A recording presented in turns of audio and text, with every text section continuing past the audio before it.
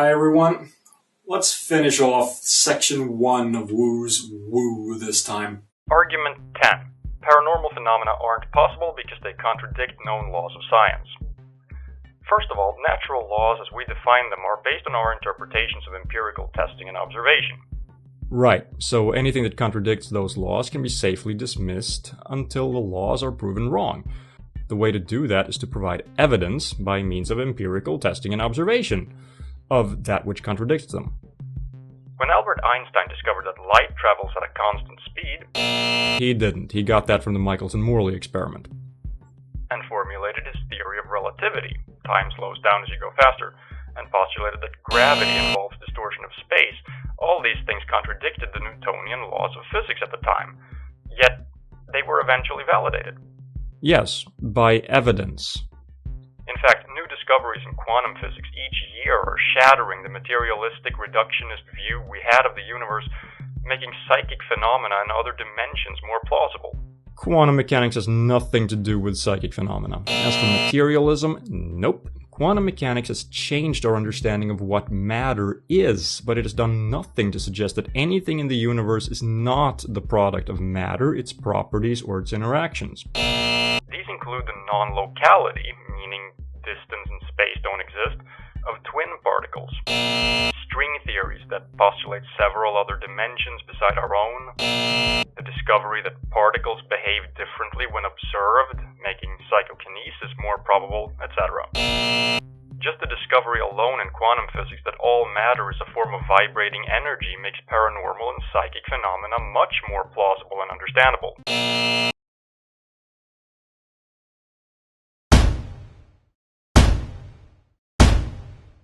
Argument 11. Unexplainable does not mean inexplicable. This phrase is emphasized by arch skeptic Michael Shermer. Skeptics who use this should also remember that the following converses are true as well. 1. Just because something happens that they think isn't possible doesn't mean that it didn't happen. To do so would be to deny reality. No one says otherwise, but this doesn't address the claim in question. 2.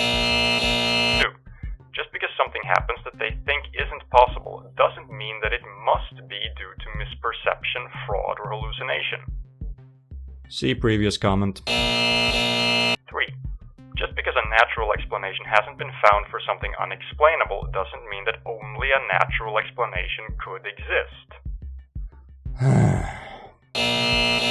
If a natural explanation doesn't explain all the facts, that doesn't mean that you should insist on it anyway just to protect your belief system.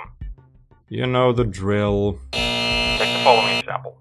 In the reincarnation cases investigated by Dr. Ian Stevenson in his book 20 Cases Suggestive of Reincarnation, none of the natural explanations account for the data and facts of the cases, such as babies and children having accurate, detailed memories of their past lives, which couldn't have been obtained in their environment but are later verified to be true. And what about the cases that couldn't be verified? Who cares about those? So the skeptic is free to insist that a natural explanation must be the culprit anyway, and often does. He does so by flatly denying the 4 converse rules above. But I'm not insisting that there has to be a natural explanation. I'm simply pointing out that you haven't demonstrated that there is a supernatural or paranormal one. Argument 12. Skeptics don't have beliefs. They make assessments based on evidence. Some skeptics on the extreme end even go so far as to claim that unlike the rest of the world, they don't have beliefs, but reasoned judgments based on pure evidence alone. Then they have a definition of belief, which implies that all beliefs are irrational. I don't think that's a good definition. I can't really comment on this one as it's really just an issue of semantics. Argument 13. Skepticism is not cynicism. It's a method of rational inquiry. What these skeptics don't understand is that people in general don't have misconceptions about skepticism as a concept, nor do they have any problem with it. The cynicism that people see in so-called skepticism is not due to their misunderstanding of the word itself, but due to the cynical behaviors and actions of the people who call themselves skeptics but are in fact pseudo-skeptics who fit the criteria here.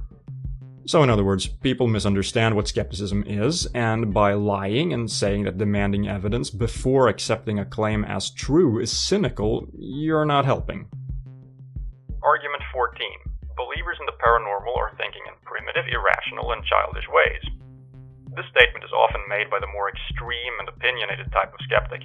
Fortunately, many skeptic groups have realized the extremity and folly of these type of statements and have stopped making them in public. It's still true, though. Belief in the paranormal is primitive, irrational, and childish.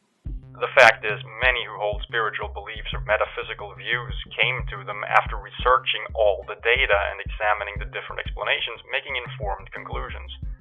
Nevertheless, it can also be argued that closed-minded skeptics who are out to debunk everything paranormal are thinking in irrational and uninformed ways because they simply refuse to consider the data that supports strong paranormal phenomena cases, but instead dismiss it on a priori grounds. Then they're not skeptics. A skeptic may very well set out to debunk a claim, but if he finds that the claim holds up to scrutiny, he will change his mind.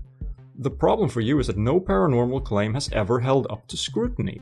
If they are not up to date on the evidence, then they are the ones who are acting uninformed. How does this make belief in the paranormal any less irrational? Furthermore, people who hold paranormal or other non-empirical beliefs may simply be expressing a cultural, personal, or spiritual view and nothing more. This does not mean they are less intelligent, more irrational, or childish than non-believers of the paranormal. Yes, it does. Holding irrational beliefs is more irrational than not holding irrational beliefs. In fact, these people are usually capable of applying rational and intelligent thought to a wide variety of everyday situations when it matters, and no doubt do this effectively and rationally.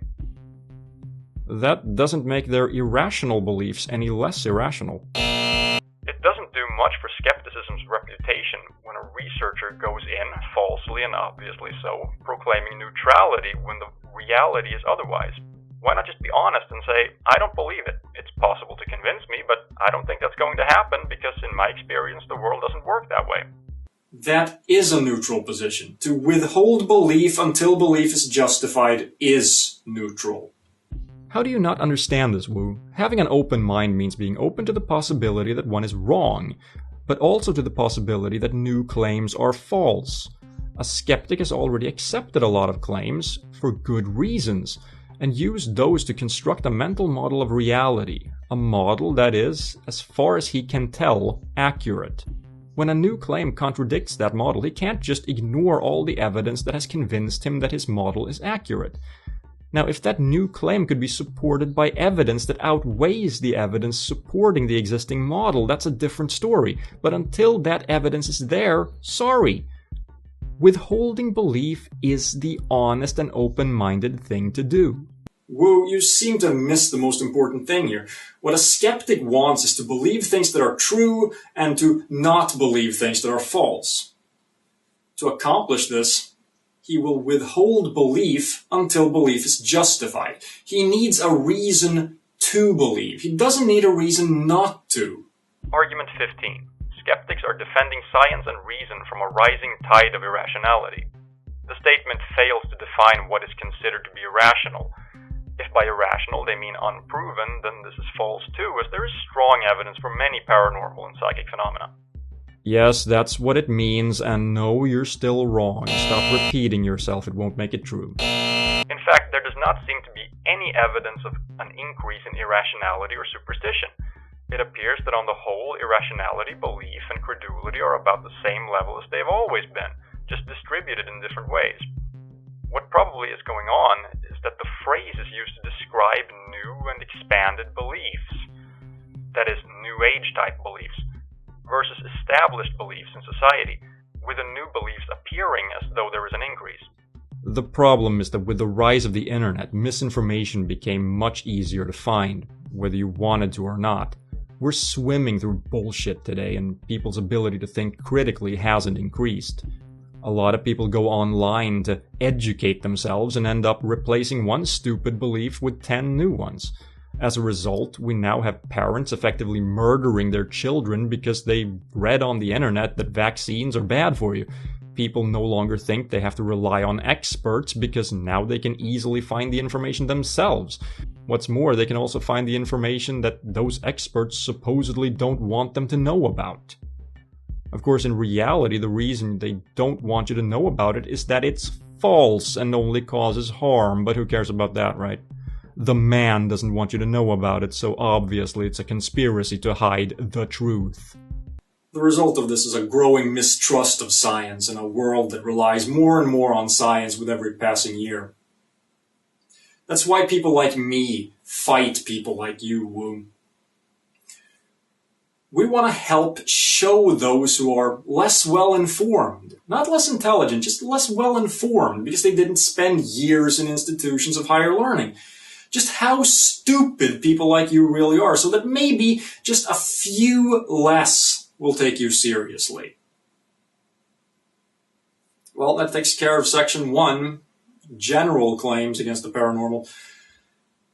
Next time we're going to start looking at section 2, arguments against specific claims. See you then.